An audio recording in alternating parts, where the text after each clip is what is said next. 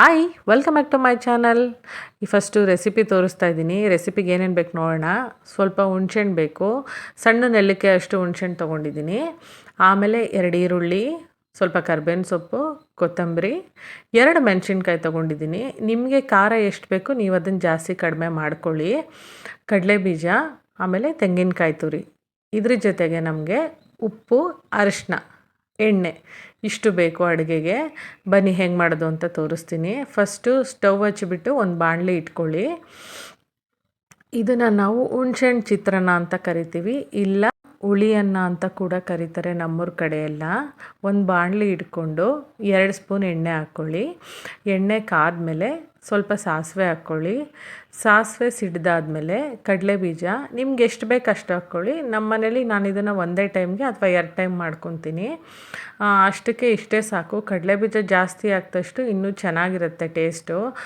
ತಿನ್ನೋವಾಗ ಬಾಯಿಗೆ ಮಧ್ಯ ಮಧ್ಯ ಸಿಗ್ತಾಯಿದ್ರೆ ಆ ಹುಳಿಗೆ, ಈ ಕಡಲೆಬೀಜಕ್ಕೆ ಹುಳಿ, ಉಪ್ಪು, ಖಾರ, ಕಡಲೆಬೀಜ ಟೇಸ್ಟು ತುಂಬ ಚೆನ್ನಾಗಿರುತ್ತೆ. ನಮ್ಮನೇಲಿ ಇದು ಎಲ್ಲರಿಗೂ ಇಷ್ಟ.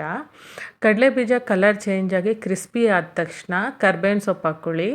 ಕರ್ಬೇವಿನ ಸೊಪ್ಪು ಮತ್ತು ಮೆಣಸಿನ್ಕಾಯಿನೂ ಈಗಲೇ ಹಾಕಬೇಕು ಎಣ್ಣೆಯಲ್ಲಿ ಇದನ್ನು ಫ್ರೈ ಮಾಡಿದ್ರೆ ಖಾರ ಬಿಟ್ಕೊಳ್ಳುತ್ತೆ.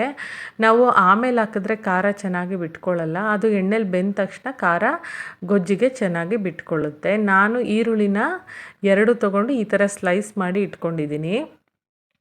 ಈರುಳ್ಳಿನ ಚೆನ್ನಾಗಿ ಎಣ್ಣೆಯಲ್ಲಿ ಫ್ರೈ ಮಾಡಬೇಕು. ಇದು ಟ್ರಾನ್ಸ್ಪರೆಂಟ್ ಆಗೋ ತನಕ ಫ್ರೈ ಮಾಡಬೇಕು.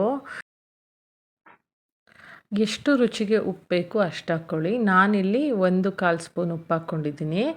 ಆಮೇಲೆ ಎಲ್ಲ ಕಲಿಸುವಾಗ ಉಪ್ಪು ಬೇಕಾದರೆ ಮತ್ತೆ ಹಾಕ್ಕೋಬೇಕು. ಅನ್ನದ ಜೊತೆ ಕಲಿಸಿದಾಗ ಉಪ್ಪು ಸ್ವಲ್ಪ ಕಡಿಮೆ ಆಗುತ್ತೆ. ನಾವು ರುಚಿ ನೋಡಿ ಅದನ್ನು ಸರಿ ಮಾಡ್ಕೋಬೇಕು. ಈಗ ನಾನು 1/4 ಸ್ಪೂನ್ ಉಪ್ಪು ಹಾಕ್ಕೊಂಡಿದ್ದೀನಿ. ಆಮೇಲೆ ಸ್ವಲ್ಪ ಅರಿಶಿನನೂ ಅಷ್ಟೇ ತುಂಬ ಜಾಸ್ತಿ ಹಾಕಿದ್ರೆ ಚೆನ್ನಾಗಿರಲ್ಲ. ಸ್ವಲ್ಪ ಹಾಕಿ, 1/4 ಸ್ಪೂನ್ ಆದರೆ ಬೇಜಾನಾಯಿತು ಅರಿಶಿನ. ಉಪ್ಪು, ಅರಿಶಿನ ಎಲ್ಲದನ್ನು ಹಾಕಿ ಚೆನ್ನಾಗಿ ಮಿಕ್ಸ್ ಮಾಡಿ ಇದನ್ನು ಎಣ್ಣೆಯಲ್ಲಿ ಸ್ವಲ್ಪ ಹೊತ್ತು ಫ್ರೈ ಆಗೋಕ್ಕೆ ಬಿಡಬೇಕು. ಇವಾಗ ಹುಣ್ಸೆಹಣ್ಣು ನೆನೆಸಿಟ್ಕೊಂಡಿದ್ದನ್ನು ಆ ಗೊಜ್ಜಿಗೆ ಹಾಕಿ ಮಿಕ್ಸ್ ಮಾಡಬೇಕು. ಸ್ವಲ್ಪ ನೀರು ಹಾಕಿ ಚೆನ್ನಾಗಿ ಹುಣ್ಸೆಹಣ್ಣನ್ನು ಹಿಂಡಿ ಅದಕ್ಕೆ ಹಾಕಿ ಇದು ಎಣ್ಣೆ ಬಿಡೋ ತನಕ ಚೆನ್ನಾಗಿ ಎಣ್ಣೆಯಲ್ಲಿ ಫ್ರೈ ಆಗೋ ತನಕ ಬಿಡಬೇಕು. ಈ ಹುಣ್ಸೆಹಣ್ಣು ಮೊದಲೇ ಎಲ್ಲ ಪ್ರಿಪ್ರೇಷನ್ ಮಾಡೋಕ್ಕಿಂತ ಮೊದಲೇ ನಮ್ಗೆ ಎಷ್ಟು ಬೇಕು ಅಷ್ಟನ್ನು ನೀರಲ್ಲಿ ಒಂದು ಸಲ ನೀಟಾಗಿ ತೊಳೆದು ಆಮೇಲೆ ಅದನ್ನು ನೆನೆಸಿ ಇಡಬೇಕು. ಸ್ವಲ್ಪ ಹೊತ್ತು ಆದಮೇಲೆ ಅದೆಲ್ಲ ಸ್ಮೂತ್ ಆದಮೇಲೆ ಚೆನ್ನಾಗಿ ಅದನ್ನು ಕೈಯಲ್ಲಿ ಸ್ಮ್ಯಾಶ್ ಮಾಡಿ ರಸನ ಹೀಗೆ ಗೊಜ್ಜಿಗೆ ಹಾಕಬೇಕು.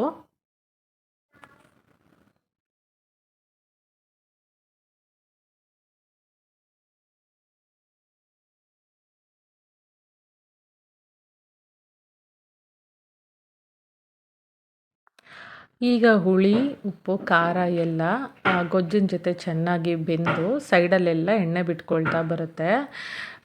ಇವಾಗ ಇದು ಗೊಜ್ಜು ರೆಡಿಯಾಗಿದೆ ಅಂತ. ಈಗ ನೆಕ್ಸ್ಟು ನಾನು ಕಾಯಿ ತುರಿದಿಟ್ಕೊಂಡಿರೋದನ್ನು ಗೊಜ್ಜಿಗೆ ಹಾಕಿ ಸ್ವಲ್ಪ ಕೊತ್ತಂಬರಿ ಹಾಕಿ ಮಿಕ್ಸ್ ಮಾಡಿದ್ರೆ ಗೊಜ್ಜು ರೆಡಿ. ಒಂದು ನಿಮಿಷ 2 ನಿಮಿಷ ಜಸ್ಟ್ ಅದನ್ನು ಫ್ರೈ ಮಾಡಿಬಿಟ್ಟು ಇದನ್ನೆಲ್ಲ ಹಾಕಿ ಫ್ರೈ ಮಾಡಿದ್ರೆ ಗೊಜ್ಜು ಫುಲ್ಲು ರೆಡಿಯಾಗುತ್ತೆ. ನಾನು ಈ ಬಾಣಲಿಯಲ್ಲಿ ಎಷ್ಟು ಬೇಕು ಇವತ್ತಿಗೆ ತಿಂಡಿಗೆ ಕಲಸೋಕ್ಕೆ ಅಷ್ಟು ಗೊಜ್ಜನ್ನು ಮಾತ್ರ ಅಲ್ಲಿ ಬಿಟ್ಟು ಒಂದು ಬಾಕ್ಸ್ಗೆ ಹಾಕಿ ಎತ್ತಿಟ್ಕೊತೀನಿ. ಇದು ಒಂದು ವಾರ ತನಕ ಎಲ್ಲ ಫ್ರಿಡ್ಜಲ್ಲಿ ಇಟ್ಟರೆ ಏನೂ ಆಗೋಲ್ಲ, ಚೆನ್ನಾಗಿರುತ್ತೆ. ಬಟ್ ಕಡಲೆಬೀಜ ಹಾಕಿಲ್ಲ ಅಂದರೆ ಓಕೆ. ಕಡಲೆಬೀಜ ಹಾಕಿದರೆ ಸ್ವಲ್ಪ ಮೆತ್ತಗಾಗಿರುತ್ತೆ ಅಷ್ಟೇ. ಬಟ್ ಟೇಸ್ಟು ಇಡ್ತಾ ಹುಳಿಗೆ ಈರುಳ್ಳಿ ಎಲ್ಲ ಚೆನ್ನಾಗಿ ಅಂಟ್ಕೊಂಡಿರುತ್ತೆ. ಟೇಸ್ಟ್ ಚೆನ್ನಾಗಿರುತ್ತೆ. ನೀವು ಎಲ್ಲರೂ ಒಂದು ಸಲ ಈ ರೆಸಿಪಿನ ಟ್ರೈ ಮಾಡಿ. ನಾನಿವಾಗ ಬೆಳಗ್ಗೆ ತಿಂಡಿಗೆ ಮಾಡಿದ್ದೀನಿ. ನಾನು ಎಷ್ಟು ಬೇಕಷ್ಟು ಇವತ್ತಿಗೆ ಗೊಜ್ಜಿಗೆ ಮಾತ್ರ ಇಟ್ಕೊಂಡು ಇನ್ನು ಮಿಕ್ಕಿದ್ದೆಲ್ಲ ಬಾಕ್ಸಿಗೆ ಹಾಕಿ ಎತ್ತಿಟ್ಕೊಂಡು ನಾನು ಅನ್ನನ ಮೊದಲೇ ಮಾಡಿಟ್ಕೊಂಡಿದ್ದೆ. ಯಾಕೆ ಅಂದರೆ ಬಿಸಿ ಅನ್ನನ ಗೊಜ್ಜಲ್ಲಿ ಹಾಕಿ ಕಲಸಿದ್ರೆ ಮೆತ್ತಗಾಗ್ಬಿಡುತ್ತೆ. ಅದಕ್ಕೋಸ್ಕರ ನಾನು ಮೊದಲೇ ಮಾಡಿಟ್ಕೊಂಡಿದ್ದೀನಿ. ಇವಾಗ ಅನ್ನ ಫುಲ್ಲು ತಣ್ಣಗಾಗಿದೆ. ಮತ್ತು ಈ ಚಿತ್ರಾನ್ನಕ್ಕೆ ಬಿಡಿ ಬಿಡಿಯಾಗಿ ಮಾಡ್ಕೊಳ್ಳಿ, ಮುದ್ದೆ ಥರ ಆದರೆ ಚೆನ್ನಾಗಿರಲ್ಲ. ಇವಾಗ ಇದನ್ನೆಲ್ಲ ಚೆನ್ನಾಗಿ ಕಲಿಸ್ಕೊಂಡ್ರೆ ಉಪ್ಪು ಖಾರ ಎಲ್ಲ ನೋಡ್ಕೊಳ್ಳಿ. ಕಲಸಾದ್ಮೇಲೆ ಎಲ್ಲ ಕರೆಕ್ಟಾಗಿದೆಯಾ ಅಂತ ಹೇಳಿ ನೋಡಿಕೊಂಡು ಮಿಕ್ಸ್ ಮಾಡಿಕೊಂಡ್ರೆ ನಮ್ಮ ಹುಳಿಯನ್ನ ರೆಡಿಯಾಗುತ್ತೆ.